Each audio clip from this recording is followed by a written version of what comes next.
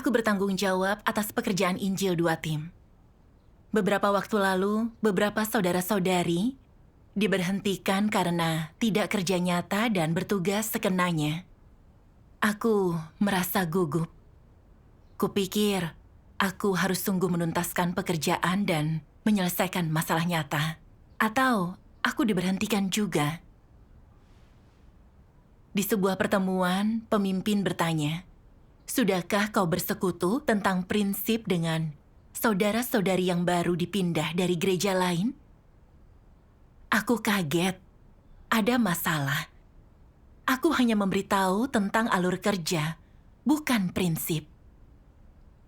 Aku harus bilang apa ke pemimpin? Jika bilang belum, apa dia akan pikir aku tak menuntaskan pekerjaan? Namun, jika bilang sudah, itu tidak benar.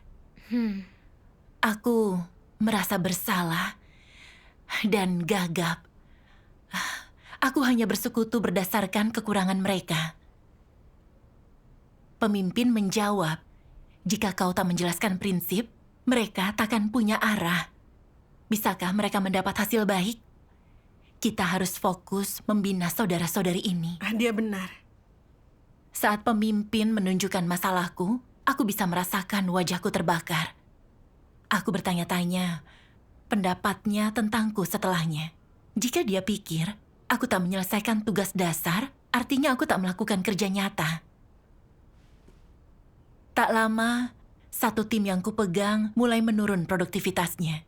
Dan ada masalah muncul dalam pekerjaanku saat itu. Pemimpin pikir itu bisa memengaruhi efektivitas kerja jika berlanjut. Jadi dia mengurangi tim yang kupegang dari 2 jadi 1. Aku sangat kecewa saat mendengarnya. Aku bertanya-tanya, apa pemimpin pikir aku orang yang tak bekerja nyata? Jika tidak, dia takkan mengurangi tanggung jawabku. Dia sering memeriksa pekerjaanku.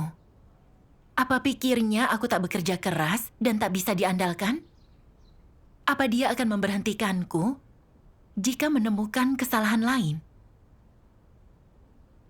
Saat itu, setiap kali ku dengar pemimpin akan ikut pertemuan, aku mulai memikirkan pertanyaan yang akan dia tanyakan, pekerjaan yang akan dia periksa. Kupikir, pemimpin selalu menanyakan kemajuan tugas saudara-saudari, jadi aku akan buru-buru mencari tahu sebelum pertemuan. Kadang ada masalah lain yang perlu diselesaikan, tapi memikirkan tak bisa menjawab pertanyaan pemimpin, aku takut disingkap karena tak melakukan kerja nyata. Jadi aku menepikan masalah yang perlu segera ditangani dan bicara dengan yang lain satu persatu. Selang beberapa waktu, aku terus mengerjakan tugas-tugas yang paling menjadi fokus pemimpin. Dan meski sibuk setiap hari, aku tak mendapat hasil lebih baik dalam tugasku, justru memburuk. Iya, bagaimana bisa membuahkan hasil jika hanya bekerja untuk cari muka? Iya, meski begitu aku tak merenung. Suatu kali pemimpin bertanya di sebuah pertemuan. Saudari Liu mencapai hasil bagus di pekerjaan Injil sebelumnya. Kenapa akhir-akhir ini tak bagus? Tahu alasannya? Aku bengong. Gawat. Aku fokus menangani masalah lain. Aku tak tahu alasan pekerjaan Injil Saudari Liu buruk. Lalu pemimpin bertanya, "Kau sudah periksa kebenaran yang Saudari Liu persekutukan saat berbagi Injil, juga apa dia telah menuntaskan gagasan orang?" Aku makin panik ditanya begitu. Aku tak tanyakan, aku harus bagaimana? Jika tak bisa menjawab, pemimpin mengira aku tak memeriksa pekerjaan Saudari Liu, tak menemukan dan menyelesaikan masalah tepat waktu, itu sebabnya produktivitasnya menurun. Aku segera mengirim pesan ke Saudari Liu, tapi dia tidak membacanya. Aku cemas sampai tanganku berkeringat. Lalu tiba-tiba ku ingat, Saudari Liu telah menyampaikan yang dia persekutukan. Aku langsung beritahu pemimpin, dia tak bilang apa-apa lagi. dan kecemasanku mereda. Selalu waspada terhadap pemimpin dan bermuslihat itu melelahkan. Iya, Benar. benar. Lalu aku takut menerima pesan dari pemimpin. Kadang tak bisa tidur nyenyak di malam sebelum pertemuan. Aku tak bisa berhenti berpikir. Apa yang akan ditanyakan? Bagaimana menjawabnya? Aku akan lebih gugup saat pertemuan tiba. Takut jika muncul lebih banyak masalah, aku akan diberhentikan. Kulewati tiap pertemuan tanpa berpikir. Tapi batinku sengsara. Dan itu melelahkan. Aku tak punya energi dalam tugas. Saat ada masalah di pekerjaan orang lain dan produktivitas mereka menurun, aku tak ingin menyelesaikannya. Saat itulah aku sadar kondisiku tak baik. Aku segera berdoa dan mencari. Ya Tuhan, aku takut bila pemimpin mengawasi pekerjaanku. Aku khawatir diberhentikan jika banyak masalah. Aku tahu itu bukan sudut pandang tepat. Aku ingin merenung dan mengenal diri. Bimbinglah aku. Amin. Lalu aku membaca kutipan di masa teduhku. Tuhan Yang Maha Kuasa berfirman, "Ada orang-orang yang tidak yakin bahwa rumah Tuhan mampu memperlakukan orang dengan adil. Mereka tidak yakin bahwa Tuhan berkuasa di rumahnya, bahwa kebenaran berkuasa di sana. Mereka yakin bahwa tugas apapun yang orang laksanakan, jika masalah muncul dalam tugas itu, rumah Tuhan akan segera menangani orang tersebut, melepaskan kedudukan mereka dalam melaksanakan tugas, menyingkirkan mereka, atau bahkan mengeluarkan mereka dari gereja." Benarkah seperti itu? Tentu saja tidak. Rumah Tuhan memperlakukan setiap orang sesuai dengan prinsip-prinsip kebenaran. Tuhan itu adil dalam memperlakukan setiap orang. Dia tidak hanya melihat bagaimana orang berperilaku dalam satu kali peristiwa. Dia melihat natur dan esensi orang itu, melihat niat mereka, sikap mereka, dan dia terutama melihat apakah orang itu mampu merenungkan dirinya sendiri ketika mereka melakukan kesalahan, dan apakah mereka menyesal, apakah mereka mampu memahami inti masalahnya berdasarkan terang firman-Nya, sehingga mereka mulai memahami kebenaran, membenci diri mereka sendiri, dan sungguh-sungguh bertobat. Katakan kepadaku, jika seseorang yang telah melakukan kesalahan mampu memiliki pemahaman yang benar dan mau bertobat, bukankah rumah Tuhan akan memberi mereka kesempatan? Karena rencana pengelolaan Tuhan selama 6.000 tahun akan segera berakhir, ada begitu banyak tugas yang harus dilaksanakan. Yang perlu ditakutkan adalah jika orang tidak memiliki hati nurani atau nalar dan melalaikan tugas mereka, jika mereka telah memperoleh kesempatan untuk melaksanakan tugas, tetapi tidak tahu betapa mereka harus menghargainya, tidak sedikit pun mengejar kebenaran, membiarkan waktu yang optimal berlalu begitu saja. Hal ini menyingkapkan orang-orang. Jika engkau selalu ceroboh dan asal-asalan dalam melaksanakan tugasmu, dan engkau sama sekali tidak tunduk ketika menghadapi dirimu dipangkas dan ditangani, akankah rumah Tuhan tetap memakaimu untuk melaksanakan tugas? Di rumah Tuhan, kebenaranlah yang berkuasa, bukan iblis. Tuhanlah yang menjadi penentu keputusan atas segalanya. Dialah yang melakukan pekerjaan menyelamatkan manusia. Dialah yang menyelesaikan masalah. Tidak perlu bagimu untuk menganalisis apa yang benar dan apa yang salah. Tugasmu hanyalah mendengarkan dan taat, dan ketika menghadapi dirimu dipangkas dan ditangani, engkau harus menerima kebenaran dan mampu memperbaiki kesalahanmu. Jika engkau melakukannya, rumah Tuhan tidak akan melepaskan kedudukanmu untuk melaksanakan tugas. Jika engkau selalu takut disingkirkan, selalu mencari-cari alasan, selalu membenarkan dirimu, itu berarti masalah.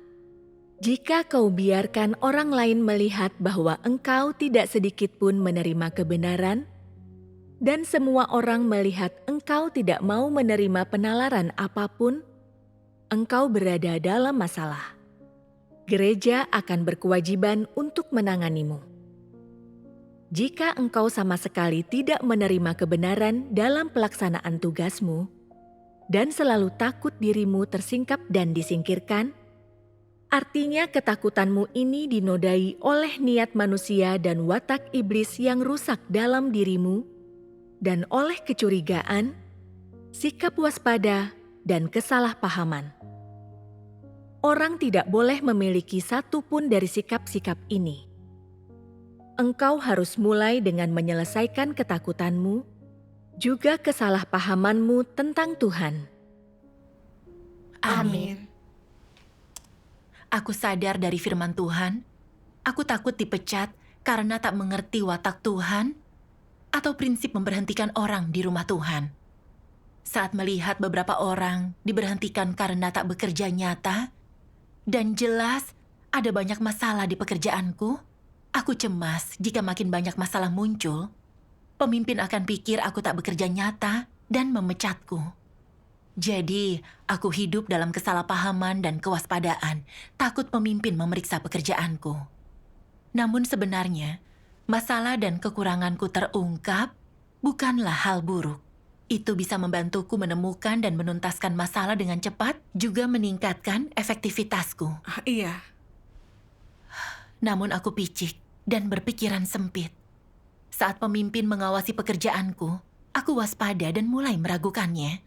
Bertanya-tanya apa pikirnya aku tak bekerja nyata dan tak bisa diandalkan. Kupikir dia mengawasiku dan mungkin memecatku suatu hari. Aku penuh siasat dan muslihat. Kedengarannya Iya. benar. Ada prinsip untuk memberhentikan orang di gereja. Tak ada yang akan dipecat karena kelalaian kecil, sebuah kesalahan dalam tugas mereka. Orang punya sebanyak mungkin kesempatan bertobat. Jika menolak berubah dan berdampak buruk ke pekerjaan, mereka harus diberhentikan. Begitulah keadaannya. Selama hati orang di tempat tepat dan peduli dengan tugas, meski kelalaian dan masalah muncul di pekerjaan, gereja pasti akan mendukung dan membantu. Iya. Gereja memecat dan mengusir orang yang terus ceroboh dan licik, yang tak menerima kebenaran. Benar. Aku bisa lihat ada saudara-saudari yang lalai dan bermasalah di pekerjaan, tapi pemimpin tak memberhentikan mereka. Dia berusaha sebaik mungkin mendukung dan membantu bersekutu tentang prinsip. Lalu lewat analisis dan perubahan konstan, mereka terus membaik dalam bertugas. Iya, Benar. Saudara-saudari yang kualitasnya tidak cukup, gereja mengatur tugas yang cocok sesuai kekuatan mereka, bukan pemecatan sewenang-wenang. Meski beberapa diberhentikan karena tak bekerja nyata, usai merenungkan diri dan belajar mengenal diri dan mendapat pertobatan sejati, gereja akan pakai mereka lagi. Iya, benar. Iya. Masalah yang muncul di tugasmu tak menakutkan. Yang terpenting bisa menerima kebenaran dan merenungkan masalah, lalu sungguh bertobat dan berubah. Kulihat, pemimpin tak memecatku karena penyimpangan dan kesalahan, jadi aku tak boleh salah paham kepadanya. Aku harus merangkum dan merenungkan masalah, lalu berubah. Iya. Tentu saja. Aku berdoa di hadapannya setelah itu. Dan siap tunduk pada pengaturan Tuhan, entah diberhentikan atau tidak, untuk melakukan tugas dengan jujur. Aku merasa jauh lebih damai usai berdoa. Syukur Amin. kepada Tuhan. Lalu aku membuka diri di persekutuan dengan seorang saudari tentang keadaanku. Aku disarankan baca firman Tuhan tentang menerima pengawasan. Oh, Aku membaca ini di firman-Nya. Sungguh indah jika kau mengizinkan rumah Tuhan mengamati, mengawasi, dan memeriksa dirimu. Ini membantumu dalam tugasmu melakukan tugas yang memuaskan dan memenuhi kehendak Tuhan. Juga bermanfaat dan membantu orang tanpa ada kerugian. Setelah orang memahami prinsip dalam hal ini, mereka tak boleh lagi memiliki perasaan menentang atau defensif terhadap pengawasan pemimpin, pekerja, dan umat pilihannya. Kau mungkin diperiksa dan diamati sewaktu-waktu, dan pekerjaanmu mungkin dipantau, tapi jangan menganggapnya serangan ke pribadimu. Mengapa begitu? Sebab tugas-tugasmu sekarang, tugas yang kau kerjakan, dan pekerjaan yang kau lakukan bukanlah urusan atau pekerjaan pribadi seseorang. Semua menyangkut pekerjaan rumah Tuhan dan terkait dengan satu bagian pekerjaan itu. Jadi, saat ada yang menghabiskan waktu untuk mengawasi dan mengamatimu atau memberi pertanyaan mendalam, ingin berbicara dari hati ke hati denganmu untuk mengetahui keadaanmu selama ini, dan bahkan terkadang saat sikap mereka agak lebih keras dan mereka sedikit menangani, mendisiplinkan, dan menegurmu, semua karena mereka teliti dan bertanggung jawab terhadap pekerjaan rumah Tuhan. Kau tak boleh memiliki pemikiran atau memiliki perasaan negatif terhadap ini. Amin. Amin. Membaca firman Tuhan, pencerahan bagiku. Tugas kerja kita bukan urusan pribadi. Itu soal penting menyangkut pekerjaan gereja dan jalan masuk kehidupan saudara-saudari kita. Iya. Saat pemimpin dan pekerja mengawasi dan memeriksa tugas kita, mereka melakukan yang semestinya. Ini bermanfaat untuk tugas kita dan pekerjaan gereja. Iya. Setiap orang punya watak rusak. Sebelum mendapat kebenaran, sebelum watak hidup berubah, kita tak bisa diandalkan atau dipercaya. Jika tak diawasi, kita cenderung memilih jalan sendiri. Kita akan sewenang-wenang dan curang di pekerjaan, serta melakukan yang mengganggu pekerjaan gereja. Iya. Jadi, para pemimpin mengawasi pekerjaan kita untuk membantu kita dan untuk kemajuan pekerjaan gereja. Tepat sekali. Iya. Dalam tugas memiliki pengawas itu bagus, menunjukkan segala sesuatu dan menyelesaikan masalah. Benar. Aku ingat sebelumnya saat pemimpin bilang aku tak menjelaskan prinsip menyebarkan Injil dengan anggota baru, itu adalah penyimpangan di tugasku. Aku tak berpikir maju, tapi puas dengan status quo.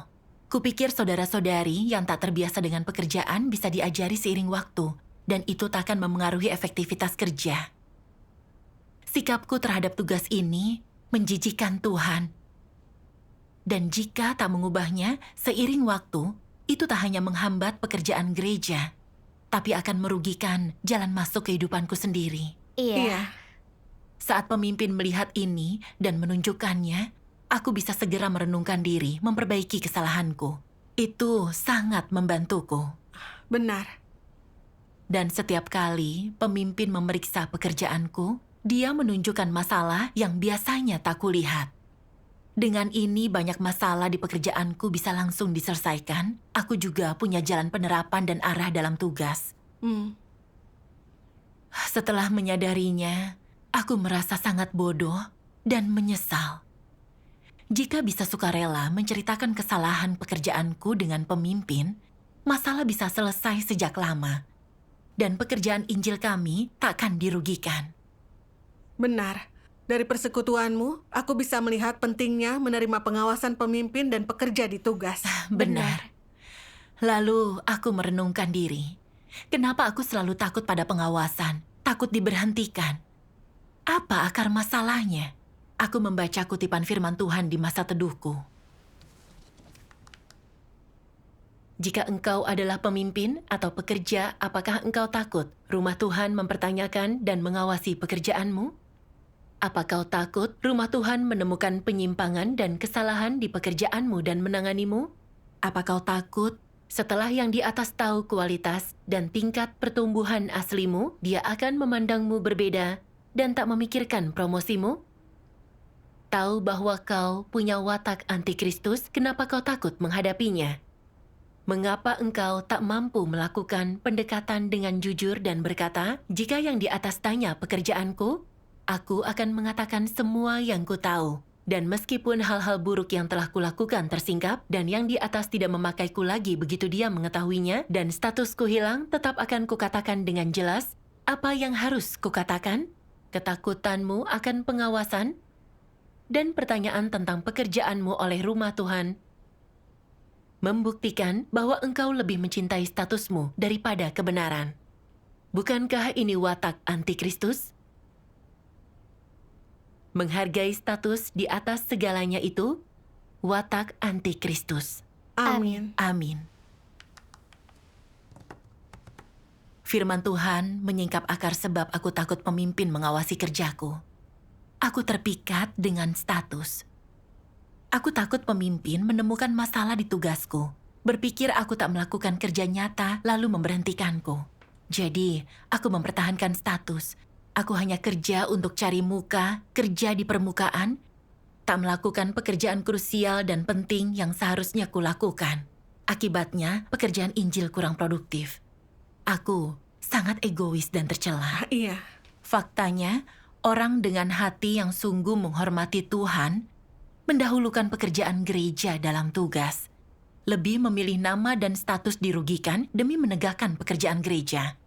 Dalam tugas, mereka bisa menerima pengawasan Tuhan dan saudara-saudari. Mereka sederhana dan berhati jujur. Iya. Namun aku, yang kupikir hanya cara melindungi nama dan statusku, bahkan siap melihat pekerjaan gereja dirugikan untuk menjaga posisiku. Kuingat antikristus menghargai status melebihi semua dan melakukan semua demi mendapat status. Perilakuku persis mengungkap watak antikristus. Makin dipikir, makin aku merasa yang kutunjukkan itu perilaku orang hina, tanpa integritas atau martabat. Aku sungguh jijik dengan diriku. Dari lubuk hati, kudambakan jadi orang jujur dan terhormat. Aku paham. Itu membuat pikiran tenang dan tak takut pengawasan orang. Iya. Benar. Kuingat firman Tuhan. Orang yang cinta kebenaran memilih menerapkannya dan bersikap jujur. Inilah jalan benar dan diberkati Tuhan. Bagi yang tak mencintai kebenaran, apa yang mereka pilih? Mereka memakai kebohongan untuk menjaga reputasi, status, martabat, dan karakter. Mereka lebih suka jadi orang curang dan dibenci serta ditolak Tuhan. Mereka tak menginginkan kebenaran atau Tuhan. Mereka memilih reputasi dan status sendiri, memilih menjadi orang curang, tak peduli menyenangkan Tuhan atau tidak, Tuhan menyelamatkan mereka atau tidak. Apa orang semacam itu masih bisa diselamatkan Tuhan? Tentu tidak. Karena mereka menempuh jalan salah. Mereka hanya bisa hidup dengan berbohong dan menipu, dan hidup menderita dengan berbohong, dan menutup-nutupi serta memeras otak untuk membela diri setiap hari. Mungkin kau pikir kebohongan dapat melindungi reputasi, status, dan kesombongan, tapi ini kesalahan besar. Kebohongan tak hanya gagal melindungi kesombongan dan martabat, tapi yang lebih serius, itu membuatmu kehilangan peluang menerapkan kebenaran dan bersikap jujur. Meski kau menjaga reputasi dan kesombonganmu saat itu, yang hilang adalah kebenaran, dan kau mengkhianati Tuhan, sehingga kau kehilangan kesempatan diselamatkan dan disempurnakan Tuhan. Inilah kerugian terbesar dan penyesalan abadi. Amin. Amin. Aku malu saat memikirkan firman Tuhan. Mengandalkan kebohongan untuk melindungi nama dan status di permukaan. Kupikir aku pintar. Tapi aku kehilangan kesempatan menjadi jujur, serta kesempatan mendapat kebenaran. Itu kerugian yang tak bisa ditebus. Iya. Benar. aku sering menggunakan kebohongan dan muslihat untuk melindungi nama dan status. Tapi Tuhan melihat segalanya. Aku bisa membodohi orang, tapi tak bisa lepas dari pengawasan Tuhan. Fakta aku tak bekerja nyata dan menghambat akan terungkap cepat atau lambat. Watak Tuhan tak menoleransi pelanggaran. Jika tak bertobat, tapi terus memilih berbohong dan melindungi status, dipecat hanya masalah waktu. Iya. Aku memikirkan pemimpin palsu dan antikristus. Mereka hanya bekerja demi nama dan status, tak bekerja nyata. Beberapa bahkan tak cuma mengacaukan pekerjaan gereja untuk nama dan status. Mereka melakukan banyak kejahatan lalu disingkap dan diusir. Iya. Kuingat, pekerjaan rumah Tuhan terpenting sekarang itu menyebarkan Injil Kerajaan Tuhan. Namun sebagai penanggung jawab pekerjaan Injil, bukan hanya tak menjadi penggerak, tapi aku coba melindungi nama dan status menghambat pekerjaan Injil kami. Berdasarkan perilaku, aku seharusnya diganti. Bisa terus melakukan tugasku adalah toleransi besar Tuhan. Setelah menyadari semua, aku mendatangi Tuhan untuk berdoa dan bertobat, siap mengubah pengejaranku yang salah, menerima pengawasan pemimpin, dan berusaha yang terbaik di tugasku. Amin. Syukur kepada Tuhan. Lalu, di masa teduhku, aku membaca kutipan firman-Nya yang memberiku jalan penerapan. Iya. Mereka yang mampu menerima pengawasan dan penyelidikan orang lain adalah orang paling masuk akal. Mereka punya toleransi dan kemanusiaan normal. Ketika kau menemukan kau melakukan kesalahan atau memperlihatkan watak rusak, jika kau mampu membuka diri dan berkomunikasi dengan orang, ini akan membantu orang di sekitarmu mengawasimu. Menerima pengawasan tentu saja perlu, tapi yang terpenting itu berdoa dan bersandar pada Tuhan dan terus merenungkan diri. Khususnya saat jalan atau tindakanmu salah, atau saat kau hampir bertindak sewenang-wenang, dan orang di dekatmu memberitahu dan mengingatkan, kau harus menerimanya dan segera merenungkan diri, mengakui kesalahan, lalu memperbaikinya. Ini dapat menghindarkanmu menempuh jalan anti-Kristus. Jika ada orang yang membantu dan mengingatkan, dengan cara ini, bukankah kau sedang dilindungi tanpa menyadarinya? Ya, itulah perlindungan terhadap dirimu. Amin. Amin. Syukur kepada Tuhan. Firman Tuhan jelas tentang prinsip penerapan. Benar. Kita harus terbuka tentang kerusakan yang kita tunjukkan dan kesalahan dalam pekerjaan kita. Itu memudahkan orang lain memantau kita.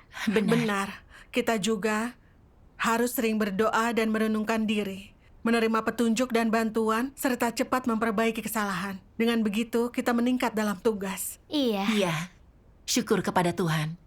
Aku merasa lega setelah punya jalan penerapan dan tak lagi mewaspadai pengawasan dan pertanyaan pemimpin. Aku juga berhenti menyembunyikan masalah. Mulai fokus melakukan kerja nyata dan menyelesaikan masalah nyata. Aku tak merasa terkekang saat pemimpin menanyakan pekerjaanku dan bisa menerima pengawasan Tuhan dan menjadi jujur.